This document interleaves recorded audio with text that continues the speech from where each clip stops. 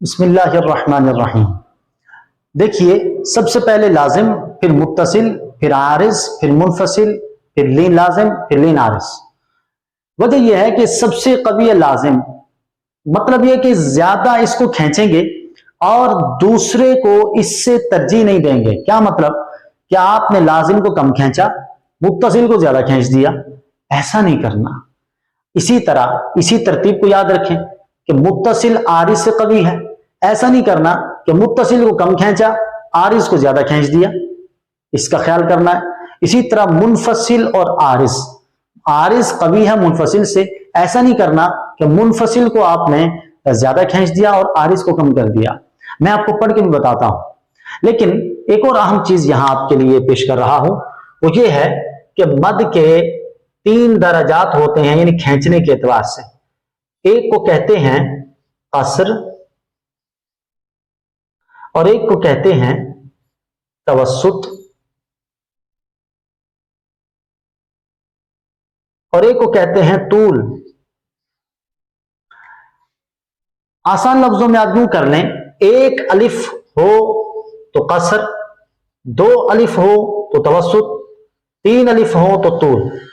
बाज़ औक़ात क्या होता है, आपने देखा होगा कायदे वगैरह में, किताब में लिखा होता है कि 2, 2.5, 4 अलिफ खींच कर पढ़ें, कहीं लिखा होता है 5 तक भी पढ़ सकते हैं। तो ये मुख्तलिफ मिकदारें हैं, आप जो भी सिलेक्ट करें। लेकिन एक बात याद रखिएगा, जो भी सिलेक्ट करना है फिर उसी को ही फॉलो करना है। ये नहीं कि कहीं 2 अलिफ, कहीं 2.5 अलिफ, कहीं 3 अलिफ, ऐसा नहीं करना।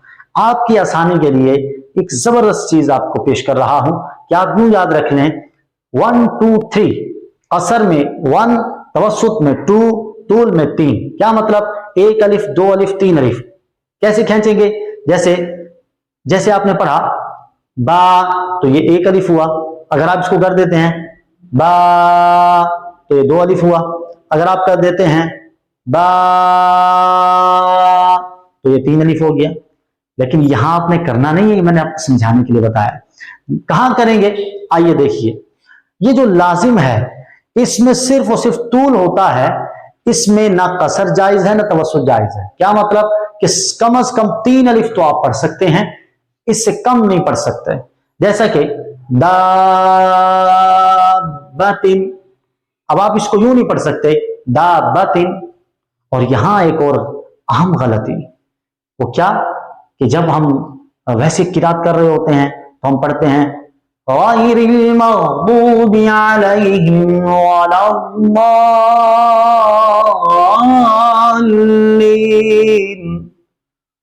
और लेकिन जब नमाज पढ़ रहे होते हैं तो गैरिल मग़दूबि अलैहिम वलद्दाल्लीन।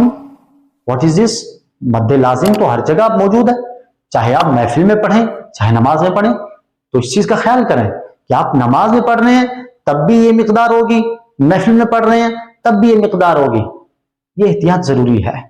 तो लिहाजा ये बात याद रखिएगा कि मद्द लाजिम में तूल होगा, कम से कम 3 अलिफ खींचेंगे, इससे ज्यादा इससे कम नहीं खींचेंगे।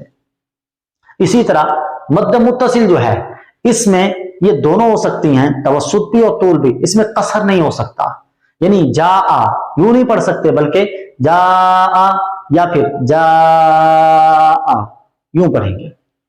इन 2 के अलावा जितनी भी मद्दें हैं, आप इन तीनों दराजात में से कोई भी कर सकते हैं, चाहे कसर करें, चाहे तवस्सुत करें, चाहे तूल करें।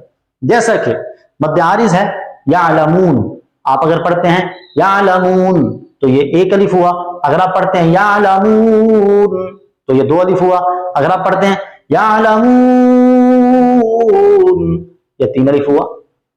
तो इसी तरह मुनफसिल के अंदर आप यूं भी पढ़ सकते हैं फी अनफुसिकुम, इसी तरह 2 अलिफ कर दें, तवस्सुत फी अनफुसिकुम, तूल कर दें फी अनफुसिकुम। तो ये इसको कहते हैं मद के दराजात। मैं लिख देता हूं ताकि आपके लिए मजीद आसानी हो जाए। मद के दराजात, तो ये मद के 3 दर्जे हैं, 3 स्टेप्स हैं, 3 आप इसकी मिकदारें कह लीजिए कि मद की 3 मिकदारें हैं, असर, तवस्सुत और तूल, जिसकी मैं वजाहत कर चुका हूं। अल्लाह करीम हम सबको ये तमाम बातें याद रखने की तौफीक अता फरमाए। آمین.